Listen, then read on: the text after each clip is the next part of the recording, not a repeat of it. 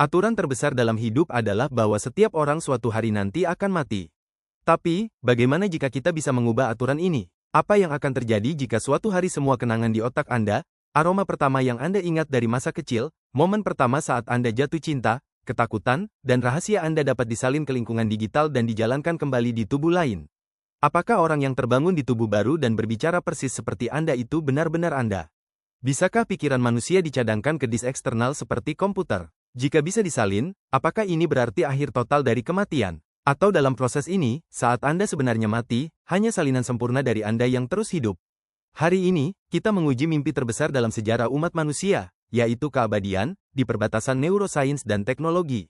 Kita melihat lebih dekat pada pengunggahan pikiran dan antarmuka otak komputer generasi baru.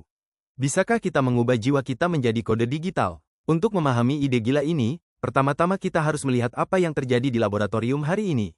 Teknologi antarmuka otak komputer, dalam istilah yang paling sederhana, adalah sistem yang dapat secara langsung membaca sinyal listrik yang dihasilkan oleh otak Anda dan mentransfernya ke komputer sebagai perintah.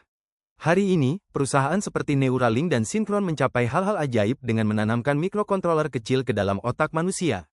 Seseorang dengan kelumpuhan sumsum tulang belakang dapat mengendalikan komputer tanpa menggunakan tangan, hanya dengan berpikir untuk menggerakkan kursor. Namun, ada kesalahpahaman besar di sini. Teknologi saat ini tidak membaca apa yang ada di dalam kepala Anda, impian, atau puisi Anda kata demi kata. Saat ini, ia hanya mendekod sinyal listrik yang sangat sederhana di neuron motorik Anda dan mencoba mengubahnya menjadi gerakan mouse. Ada perbedaan besar antara membaca sinyal dan membaca jiwa. Lalu, mengapa kita tidak bisa segera memindahkan kenangan di pikiran kita, informasi yang sangat istimewa itu, ke komputer? Karena cara kerja memori sama sekali tidak mirip dengan cara kerja komputer seperti yang kita duga. Di komputer, sebuah foto disimpan dalam satu file di dalam satu folder. Anda dapat menyalin dan memindahkannya ke tempat lain kapanpun Anda mau. Otak manusia tidak bekerja seperti ini. Tidak ada laci rahasia atau kotak di otak Anda tempat kenangan Anda disimpan. Kenangan Anda tentang kelulusan SMA tersebar di jutaan sel yang berbeda, yaitu neuron, di otak Anda pada saat yang sama. Suara berada di satu wilayah, aroma di wilayah lain, dan kebahagiaan yang Anda rasakan di wilayah yang sama sekali berbeda. Saat kita mengingat kenangan itu, jutaan neuron tersebut menyala secara bersamaan seperti kilat untuk membangun kembali kenangan itu dari awal. Para ilmuwan menyebut perubahan koneksi yang terus-menerus ini sebagai plastisitas sinaptik. Dengan kata lain, kenangan Anda tidak tinggal di satu tempat, mereka terdiri dari permainan cahaya yang terbentuk oleh jutaan kabel yang bersentuhan sesaat. Anda tidak bisa begitu saja menyalin dan mengambilnya seperti file komputer. Meskipun realitas biologis sangat sulit, apakah secara teoritis memori tetap bisa diunggah? Para ilmuwan mendiskusikan bahwa jika kita dapat memetakan setiap koneksi di dalam otak, jutaan neuron itu pada waktu yang tepat secara bersamaan, maka kita mungkin dapat mentransfer keadaan mental ke lingkungan digital. Dalam dunia sains, ini disebut pengunggahan pikiran, atau mind uploading. Menurut teori ini, jika kita memetakan semua pola listrik di otak Anda dengan sempurna dan menyalinnya ke dalam kecerdasan buatan yang sangat besar dan super kuat, sebuah pikiran digital yang membawa kenangan Anda bisa terbangun di dalam mesin itu. Namun mari kita ulangi, ide ini sepenuhnya berada pada tingkat teoritis, sebuah topik yang didiskusikan oleh profesor filsafat dan fisika. Ini bukan sesuatu yang telah dicapai atau bahkan didekati di laboratorium manapun hari ini. Katakanlah di masa depan kita berhasil mengatasi hambatan yang mustahil ini. Kita merekam kenangan dan kepribadian Anda dengan sempurna ke disk digital. Pada titik inilah kita sampai pada pusat video yang paling gelap dan paling filosofis. Apakah masalah sebenarnya adalah menyalin memori? Ataukah mentransfer kesadaran? Mesin itu dapat menceritakan kenangan masa kecil Anda, menyanyikan lagu favorit Anda persis seperti Anda, tertawa seperti Anda, dan membuat lelucon seperti Anda. Bahkan keluarga Anda mungkin mengira itu adalah Anda. Tapi saat ia berbicara, saat ia tertawa, dan saat ia mengingat kenangan lama, apakah Anda adalah orang yang benar-benar merasakan hal-hal ini? Ataukah itu hanya sebuah perangkat lunak yang telah menghafal informasi Anda kata demi kata dan meniru Anda dengan sempurna? Apakah yang ditransfer itu adalah sebuah perasaan, atau hanya sekumpulan kata-kata? Mari kita jelaskan masalah identitas yang kita hadapi ini dengan eksperimen pikiran yang legendaris. Anda berada di kamar rumah sakit dan akan mati karena usia tua. Dokter menyalin semua data di otak Anda detik demi detik dan mentransfernya ke tubuh sintetis yang benar-benar baru, muda, yang terbangun di kamar sebelah. Orang di tubuh baru itu terbangun dan berkata, "Saya baik-baik saja, transfer berhasil, saya masih hidup." Tapi Anda yang asli, masih terbaring di tubuh lama Anda dan menunggu kematian. Di depan Anda ada orang lain yang berbicara persis seperti Anda dan mengetahui semua rahasia Anda. Anda berdua memiliki kenangan yang sama. Jadi, yang mana di antara kalian yang merupakan Anda yang asli? Apakah salinan sempurna di tubuh baru itu memiliki kesadaran Anda, atau apakah Anda yang asli akan segera mati di tempat tidur itu sebentar lagi? Informasi dan kenangan pasti bisa dipindahkan ke disk eksternal. Tapi bisakah perasaan pengalaman subjektif saat Anda melihat alam semesta dari balik mata Anda sendiri, yaitu kesadaran Anda sendiri, disalin dengan cara yang sama? Tidak ada yang tahu hal ini. Di mana tepatnya pikiran yang disalin ini akan terbangun? Ada 3 pilihan fantastis di depan kita. Pertama adalah tubuh cloning. Pikiran Anda dapat diunduh ke tubuh manusia biologis kosong yang diproduksi di laboratorium dengan genetika Anda yang tidak memiliki kenangan. Kedua adalah tubuh robotik dan sintetis. Anda dapat hidup di dalam mesin yang terbuat dari logam dan silikon yang tidak rusak dan tidak menua. Ketiga adalah surga digital dan virtual sepenuhnya. Anda tidak memiliki tubuh fisik. Kesadaran Anda dapat terus hidup selamanya di dalam server besar, bersama dengan kesadaran digital lainnya dari seluruh dunia, di dalam simulasi sempurna yang diciptakan. Anda hanya akan melihat dunia nyata melalui kamera. Mari kita kembali ke masa kini dan dunia nyata agar kaki kita tetap memijak bumi. Apa yang bisa dicapai oleh sains saat ini dari skenario ini? Kita sangat mahir dalam membaca niat gerakan. Kita dapat mendeteksi keinginan individu yang lumpuh untuk menggerakkan lengan mereka dan memerintahkannya ke lengan robot. Kita dapat memungkinkan pasien yang telah kehilangan kemampuan bicara sepenuhnya untuk menghasilkan teks di layar secara perlahan hanya dengan memikirkan huruf-huruf.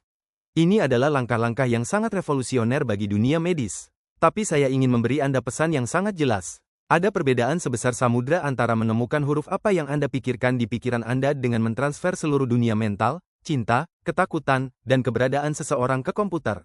Alasan utama mengapa menyalin jiwa atau pikiran manusia tampak secara teknis sangat tidak mungkin adalah prinsip kerja otak. Di otak manusia terdapat lebih dari 86 miliar neuron dan lebih dari 100 triliun koneksi yang dijalin oleh neuron-neuron ini satu sama lain.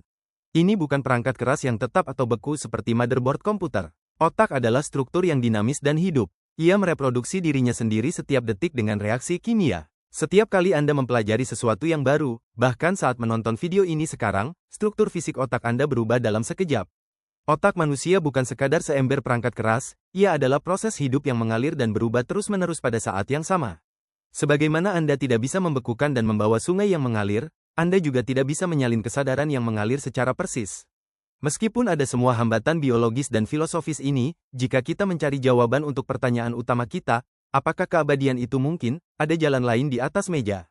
Jalan pertama adalah keabadian biologis, yaitu menghentikan penuaan sepenuhnya dengan rekayasa genetika dan terus hidup di tubuh yang sama. Jalan kedua adalah keabadian digital yang baru saja kita jelaskan, yaitu mengubah pikiran kita menjadi data dan membiarkan salinan kita bertahan selamanya. Tapi yang sangat sulit dan jawabannya tidak diketahui adalah kontinuitas kesadaran. Membiarkan sebuah salinan hidup atas nama Anda dengan kenangan Anda mungkin membuat dunia menyebut Anda abadi. Tapi saat cahaya di balik mata Anda sendiri padam di kamar rumah sakit itu, fakta bahwa alam semesta akan berakhir bagi Anda mungkin tidak akan berubah. Saat salinan Anda tertawa, Anda yang asli mungkin telah tenggelam dalam kegelapan. Katakanlah kita juga berhasil memecahkan masalah ini dan berhasil memindahkan pikiran kita. Jika teknologi seperti itu ada, masalahnya bukan lagi sekadar eksperimen laboratorium dan akan berubah menjadi keruntuhan peradaban sepenuhnya. Coba pikirkan, siapa yang bisa mengakses teknologi ini? Apakah hanya orang-orang terkaya di dunia yang akan hidup selama ratusan tahun dan memerintah planet ini dengan menciptakan salinan mereka sendiri? Apakah saat itu kemiskinan bukan lagi sekadar masalah uang, melainkan takdir yang mematikan?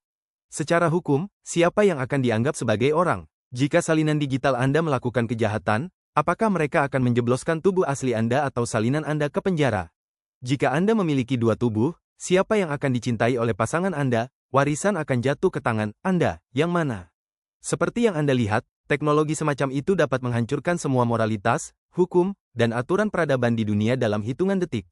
Di dalam kekacauan hukum ini, kita ditinggalkan sendirian dengan pertanyaan etis terbesar dan paling merusak di mana moralitas manusia hancur. Katakanlah Anda menciptakan salinan digital diri Anda sendiri tetapi kemudian Anda berubah pikiran. Apakah mencabut steker komputer itu dan mematikan salinan Anda dianggap sebagai pembunuhan? Apakah kesadaran digital itu akan merasakan kesepian di dalam server yang gelap? Apakah ia bisa merasakan sakit? Yang lebih mengerikan lagi, apakah hal utama yang membuat manusia menjadi manusia hanyalah kenangannya? Ataukah tubuh dari daging dan tulang yang lemah dan fana tempat kenangan itu terperangkap? Di mana batas-batas menjadi manusia dimulai dan di mana ia berakhir? Seberapa manusiawikan pikiran abadi yang ditempatkan di dalam robot? Sekarang kita harus menyimpulkan, apakah yang kita ceritakan ini fiksi ilmiah atau kenyataan? Mari kita sangat jelas, Antarmuka otak komputer sepenuhnya nyata. Pembacaan saraf, chip yang digunakan untuk membantu pasien, dan revolusi medis sedang terjadi di laboratorium saat ini. Tapi transfer memori penuh, pemindahan kesadaran, dan keabadian seperti yang kita lihat di film-film tidak ada untuk saat ini. Mungkin akan ada dalam 1000 tahun lagi, atau mungkin tidak akan pernah bisa diatasi sebagai dinding batas terbesar dari fisika kuantum dan biologi. Selama ribuan tahun, umat manusia mencari cara untuk melarikan diri dari kematian dan hidup selamanya. Raja-raja membangun piramida besar, alkemis mencari ramuan keabadian, dan hari ini miliarder teknologi mencoba mengunggah kesadaran mereka ke server. Tapi mungkin pertanyaan sebenarnya yang harus kita ajukan bukanlah apakah teknologi suatu hari nanti akan berhasil melakukannya. Pertanyaan sebenarnya yang harus kita ajukan adalah apakah benar-benar akan ada bagian dari diri Anda yang tersisa saat Anda terbangun dan membuka mata di dalam mesin itu. Keabadian terkadang bukan berarti akhir dari kematian. Mungkin keabadian hanyalah awal yang gelap dari salinan sempurna Anda dan spesies yang benar-benar baru. Jadi, apa pendapat Anda tentang ini? Jika suatu hari Anda diberi kesempatan untuk mengunggah kesadaran Anda ke robot dan hidup selamanya, apakah Anda benar-benar akan melakukannya? Dan saat terbangun, apakah Anda akan percaya bahwa orang itu masih Anda? Bagikan pemikiran Anda di kolom komentar. Jangan lupa untuk berlangganan saluran ini dan nyalakan notifikasi untuk terus menemukan misteri eksistensi.